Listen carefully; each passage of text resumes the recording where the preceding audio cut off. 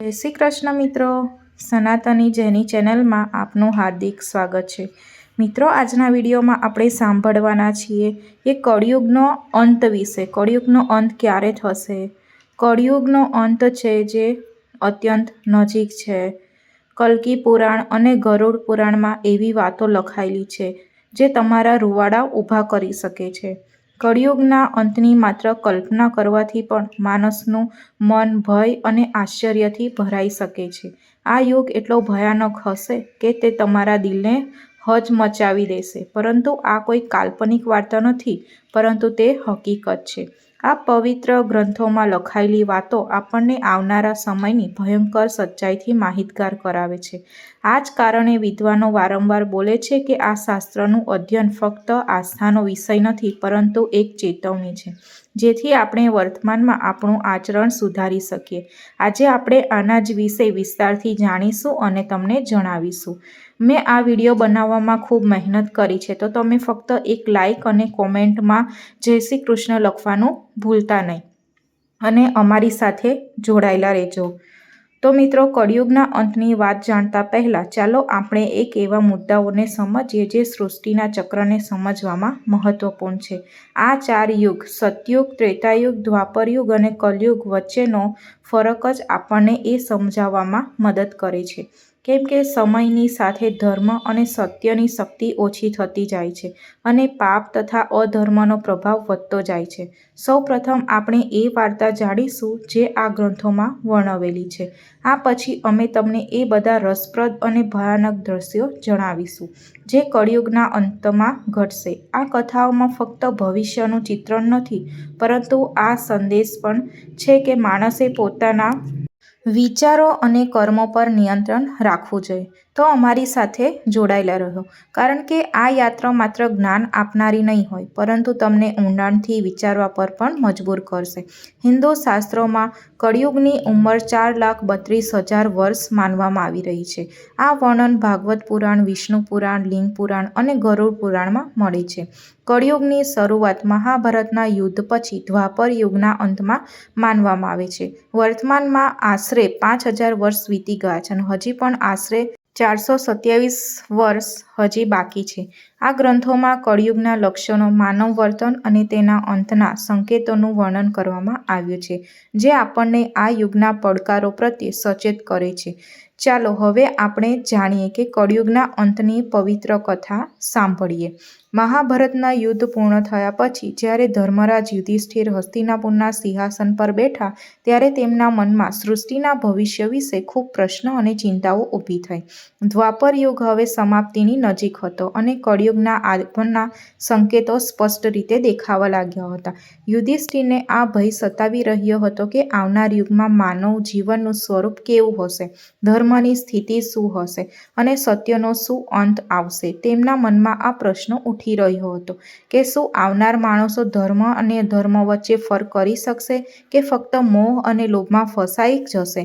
આ ચિંતાનો ઉકેલ મેળવવા માટે તેમણે પોતાના ચારે ભાઈઓ એટલે કે ભીમ, અર્જુન, નકુલ અને સહદેવ સાથે ભગવાન શ્રી કૃષ્ણની સલાહ લેવાનું નક્કી કર્યું।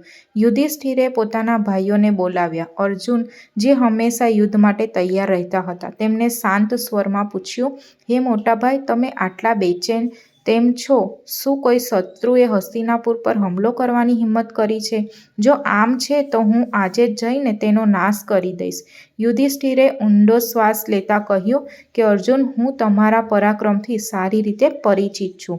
આ પૃથ્વી પર કોઈ પણ શત્રુ એટલો સાહસી નથી કે હસ્તિનાપુર પર હુમલો કરવાનું વિચારે, પણ મારી ચિંતા કોઈ બહારના શત્રુની નથી, પરંતુ કળિયુગના આગમનની છે। મને આ ભય છે કે આવનારા સમયમાં માનવ સમાજ કઈ દિશામાં જશે, ધર્મ અને સત્યની શું સ્થિતિ હશે। ભીમ, જે પોતાના મોટા ભાઈની દરેક ચિંતામાં સામેલ થયા હતા, તે બોલ્યા, હે ભાઈ, તમારી ચિંતા અમારા મનમાં પણ ભય અને અનિશ્ચિતતા ઊભી કરી રહી છે। કૃપા કરીને અમને જણાવો કે કયું સંકટ અમારી સામે છે। અમને જણાવો કે યુધિષ્ઠિર ગંભીર સ્વરમાં જવાબ આપ્યો, હે ભીમ, તમે સાચું બોલો છો। એક ભયંકર સંકટ આવવાનું છે। હું કળિયુગના પ્રભાવો વિશે વિચારીને ચિંતિત છું। એટલે મેં નક્કી કર્યું છે કે આપણે દ્વારકાધીશ શ્રી કૃષ્ણ ભગવાન પાસે જવું જોઈએ. માત્ર તે જ આપણને આ ચિંતામાંથી મુક્તિ અપાવી શકે તેમ છે. બધા પાંડવોએ યુધિષ્ઠિરની વાત સાથે સહમતિ બતાવી. અર્જુને કહ્યું, તમે સાચું કહો છો ભાઈ. શ્રી કૃષ્ણ જ આ સમય સૌથી જ્ઞાની અને ભવિષ્ય જોનારા છે. આપણે તેમની પાસે જવું જોઈએ. ભીમે પણ ઉત્સાહથી કહ્યું, હે ધર્મરાજ, હું તમારી સાથે છું. નકુલ અને સહદેવે પણ તરત જ હા પાડીને કહ્યું કે આ જ સૌથી યોગ્ય છે. આમ બધા પાંડવો દ્વારકા તરફ જવા લાગ્યા. દ્વારકાની પવિત્ર નગરીમાં પહોંચીને ભગવાન શ્રી કૃષ્ણએ પાંડવોનું હાર્દિક સ્વાગત કર્યું. યુધિષ્ઠિરે તેમના ચરણોમાં નમન કરતા કહ્યું, હે કેશવ, તમને વારંવાર નમસ્કાર. તમે તો અંતર્યામી છો. હવે કળિયુગના સંકેતો સ્પષ્ટ દેખાય છે. હું એ જાણવા માંગુ છું કે કળિયુગમાં માણસનો સ્વભાવ અને આચરણ કેવું હશે, તે કયા કર્મોમાં લિપ્ત રહેશે અને મોક્ષ પ્રાપ્ત કરવા માટે તેણે શું કરવું પડશે. શ્રી કૃષ્ણ હસતા હસતા બોલ્યા કે હે ધર્મરાજ, તમારી જિજ્ઞાસા ખૂબ યોગ્ય છે. કળિયુગના પ્રભાવોને સમજવું માત્ર તમારા માટે નહીં પરંતુ સમગ્ર માનવજાત માટે મહત્વપૂર્ણનું છે. પરંતુ હું આનો જવાબ સીધા શબ્દોમાં આપી શકતો નથી, કારણ કે તેને અનુભવના માધ્યમથી સમજવો વધારે જરૂરી છે. યુધિષ્ઠિરે ઉત્સુકતાથી પૂછ્યું, હે માધવ, તમે જે પ્રકારની પરીક્ષાની વાત કરો છો તેના માટે અમારે શું કરવું પડશે? શ્રી કૃષ્ણ ભગવાને કહ્યું, હે મહારાજ, તમારે અને તમારા ચારેય ભાઈઓએ અલગ અલગ દિશામાં આવેલા મોટા અને રહસ્યમય જંગલોમાં જવું પડશે. તે જંગલોમાં તમને અનેક વિચિત્ર અને અદ્ભુત દ્રશ્યો દેખાશે. તે દ્રશ્યો એ પરિસ્થિતિઓનું પ્રતીક હશે જે કળિયુગમાં પ્રગટ થશે. જ્યારે તમે તે અનુભવ લઈને મારી પાસે પાછા ફરશો અને તેમને જણાવશો, ત્યારે હું તમને કળિયુગના વાસ્તવિક પ્રભાવ અને તેના રહસ્યો વિસ્તારથી સમજાવીશ. યુધિષ્ઠિરે ગંભીરતાથી જવાબ આપ્યો, જેવી તમારી આજ્ઞા. કેશવ, તમે જે સ્થળ તરફ સંકેત કરશો ત્યાં અમે જવા તૈયાર છીએ. શ્રી કૃષ્ણએ કહ્યું, તમે અને તમારા ભાઈઓ અલગ અલગ દિશામાં જાઓ. ત્યાં ભયંકર અને રહસ્યમય જંગલો છે. તેમાં જો કોઈ અસામાન્ય ઘટના કે વિચિત્ર દ્રશ્ય દેખાય તો તેને ધ્યાનથી જોજો અને પાછા આવીને મને જણાવજો. ત્યારે જ તમે કળિયુગના રહસ્યને સારી રીતે સમજી શકશો. શ્રી કૃષ્ણની આ જ આજ્ઞાનું પાલન કરતા પાંડવો પોતાના રથને ત્યાં જ છોડીને ચાલીને જંગલ તરફ જવા લાગ્યા. બહારથી વાતાવરણ શાંત લાગતું હતું, પરંતુ અંદર એક રહસ્યમય ધ્રુજારી હતી, જાણે દરેક વૃક્ષ અને દરેક હવા કંઈક કહેવા માંગતા હોય. પાંડવો વધારેમાં વધારે અનુભવ પ્રાપ્ત કરી શકે તે માટે અલગ અલગ દિશામાં નીકળી ગયા. યુધિષ્ઠિરને એક અંધકારમય જંગલમાં એક વિચિત્ર દ્રશ્ય દેખાયું. તેમણે એક વિશાળ હાથી જોયો, જેના 2 સૂંઢ હતા. તે હાથી પોતાની બંને સૂંઢથી મોટા મોટા વૃક્ષોને ઉખાડી રહ્યો હતો, જાણે તેની શક્તિ અનંત હોય. યુધિષ્ઠિર આ જોઈને આશ્ચર્યચકિત થઈ ગયા અને વિચારવા લાગ્યા કે આ અસામાન્ય દ્રશ્ય શું સંકેત આપી રહ્યું છે. અર્જુન એક શાંત અને સુંદર જંગલમાં પહોંચ્યા, જ્યાં ચારે બાજુ હરિયાળી અને પક્ષીઓનું મધુર કલરવ વાતાવરણને સુખદ બનાવી રહ્યું હતું. આ શાંતિની વચ્ચે તેમણે અચાનક એક વિચિત્ર દ્રશ્ય જોયું. તેમની સામે એક વિશાળ પક્ષી આવ્યું અને તેની પાંખો પર વેદોની આયતો લખેલી હતી.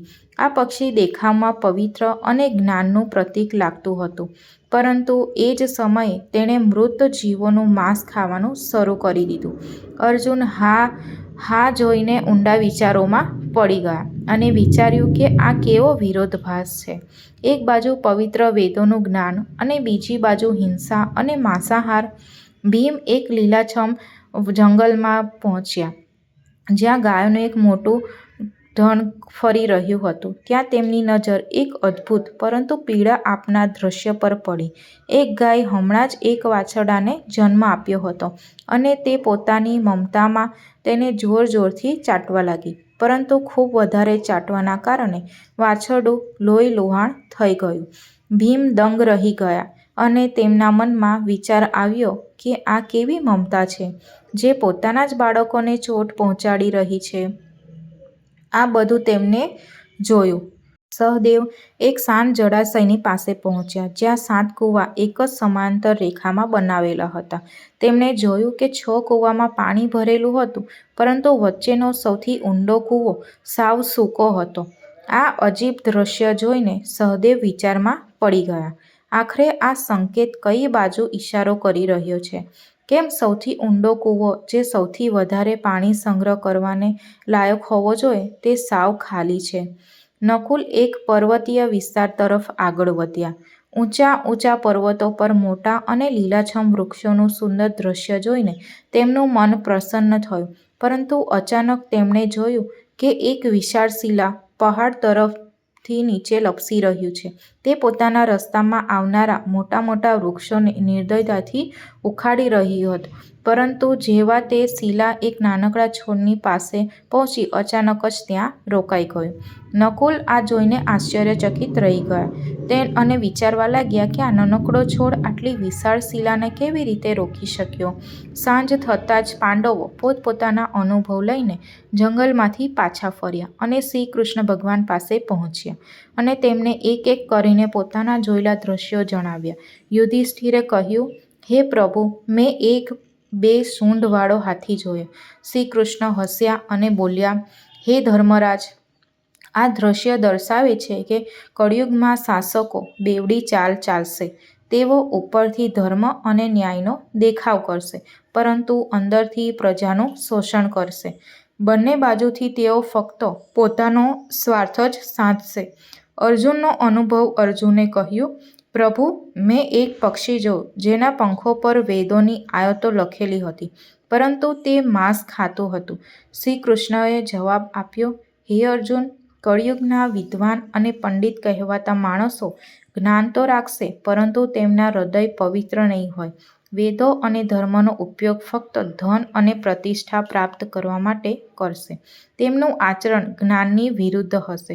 અને ભીમનો અનુભવ. ભીમે કહ્યું, પ્રભુ, મેં જોયું કે એક ગાય પોતાના વાછરડાને એટલું ચાટ્યું કે તે ઘાયલ થઈ ગયું. શ્રી કૃષ્ણએ કહ્યું કે હે ભીમ, કળિયુગમાં માતા પિતાનો ખૂબ વધારે સ્નેહ બાળકો માટે બંધન બની શકે છે.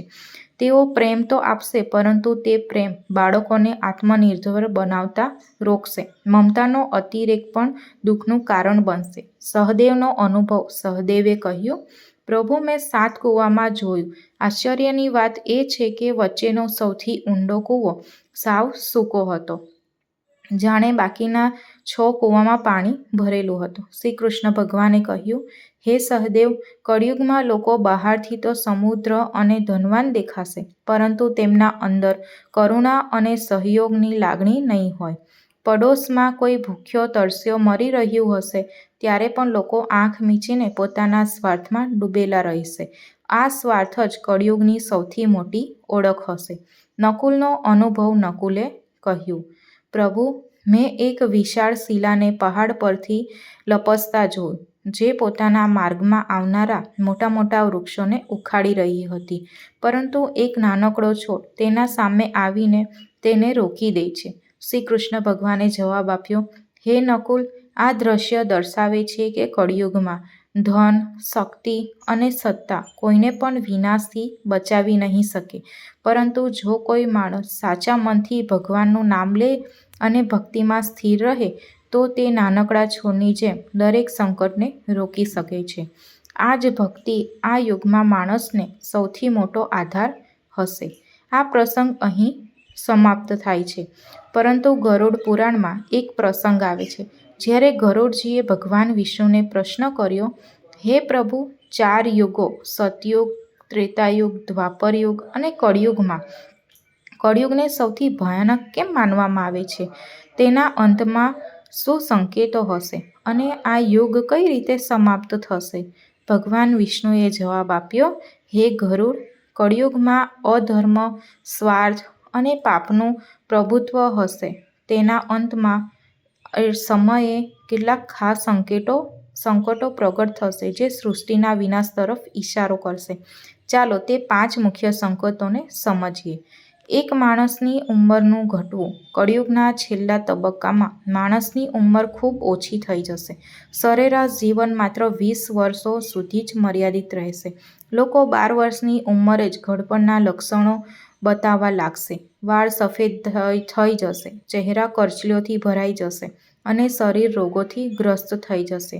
આ શારીરિક પતન માત્ર શરીરનું નહીં હોય, પરંતુ માણસની જીવનશૈલી અને નૈતિકતાના પતનનું પણ પરિણામ હશે.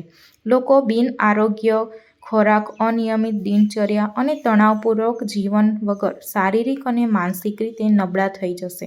સ્ત્રીઓ માત્ર 8 થી 9 વર્ષની ઉંમરે સંતાનને જન્મ આપવા લાગશે, પરંતુ તેમની નબળાઈ એટલી હશે કે તે બાળકોનું પાલન પોષણ બરાબર કરી શકે નહીં. બાળકો કુપોષણ અને કબજિયાતથી ગ્રસ્ત થશે, જેનાથી આવનારી પેઢીઓ સતત અશક્ત અને રોગી બનતી જશે. આનાથી પારિવારિક અને સામાજિક માળખું સાવ તૂટી જશે અને લોકો પોતાની ભૌતિક ઈચ્છાઓની પૂર્તિમાં એટલા ગૂંચવાઈ જશે કે સંબંધો અને પરિવાર પ્રત્યે ઉદાસીન થઈ જશે. આ સંકેતથી સ્પષ્ટ થાય છે કે કળિયુગના છેલ્લા સમયમાં માણસની શારીરિક અને માનસિક શક્તિનો સાવ નાશ થશે. સમાજમાં અવ્યવસ્થા, અશાંતિ અને અરાજકતા વધશે. આપસી પ્રેમ અને વિશ્વાસ તૂટી જશે અને માત્ર સ્વાર્થ જ જીવનનો આધાર બનશે. આ સ્થિતિ આપણને ચેતવણી આપે છે કે જો સંતુલિત જીવનશૈલી અને નૈતિકતાનું પાલન નહીં કરવામાં આવે તો આવનારી પેઢીઓ અંધકારમાં ડૂબી જશે. 2 સતી સ્ત્રીઓનો નાશ. કળિયુગના અંતમાં નૈતિકતા અને ધર્મનું એટલું ખરાબ પતન થશે કે સતી સ્ત્રીઓ લગભગ દૂર થઈ જશે. એક સ્ત્રી ખૂબ પુરુષો સાથે સંબંધ સ્થાપિત કરશે, જે સમાજમાં નૈતિક પતન અને પારિવારિક વિઘટનનો સૌથી મોટો સંકેત હશે. તે સમયે લગ્ન અને સંબંધોની પવિત્રતા સમાપ્ત થઈ જશે. લોકો ધાર્મિક કાર્યો જેમ કે પૂજાપાઠ, શ્રાદ્ધ, અંતિમ સંસ્કાર અને લગ્ન જેવા સંસ્કારોથી સાવ વિમુખ થઈ જશે. પાણીની કમીના કારણે લોકો સ્નાન કરવાનું બંધ કરી દેશે, જેનાથી માત્ર શારીરિક સ્વચ્છતા જ નહીં, પરંતુ આધ્યાત્મિક પવિત્રતા પણ નષ્ટ થઈ જશે. ખોરાકની આદતોમાં મોટો ફેરફાર થશે. માંસાહારનું પ્રભુત્વ હશે અને સાત્વિક આહાર જેમ કે ફળો, શાકભાજી અને અનાજ દુર્લભ થઈ જશે. લોકો પોતાના પહેરવેશમાં પણ ભૌમિકતાને પ્રાથમિકતા આપશે. તેઓ ચમકદાર, ચુસ્ત અને ભડકાદાર વસ્ત્રો પહેરશે, જે તેમની આંતરિક સાધના અને આધ્યાત્મિકતાથી દૂરને સ્પષ્ટ રીતે દર્શાવશે. સમાજનું વાતાવરણ સ્વાર્થ, લાલચ, છેતરપિંડી અને કપટથી ભરાઈ જશે. સંબંધોમાં વિશ્વાસની કમી હશે અને લોકો માત્ર પોતાના સુખ, સુવિધા અને ભૌતિક ઈચ્છાઓ માટે જીવશે. ધર્મ અને કર્તવ્યોથી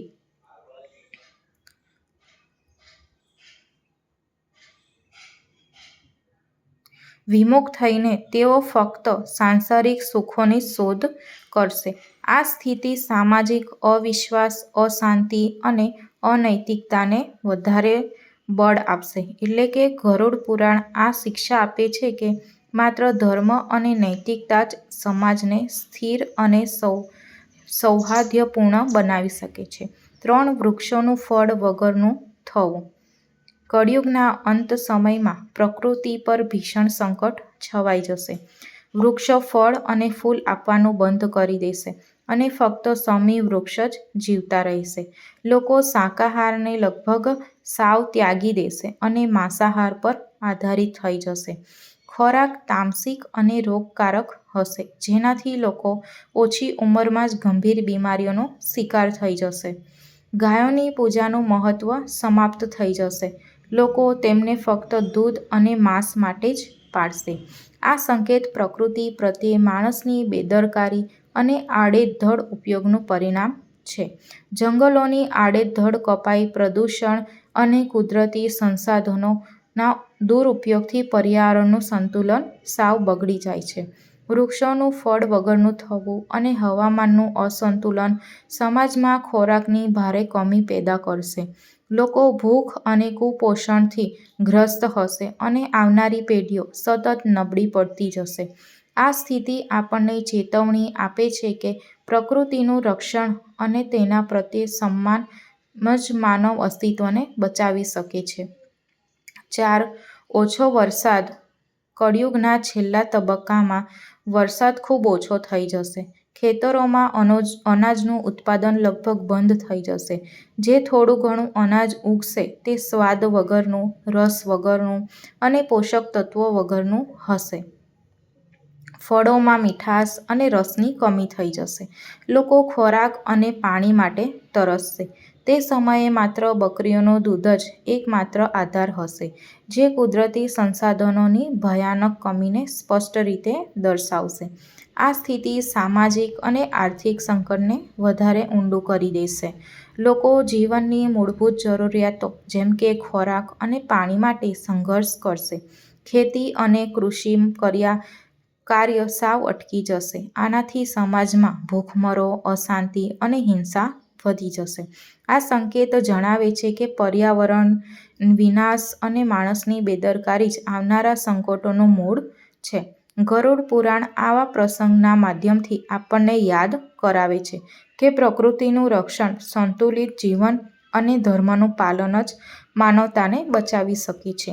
આ પછી ભગવાન વિષ્ણુ અને ગરુડજીનો આ પ્રસંગ સમાપ્ત થાય છે.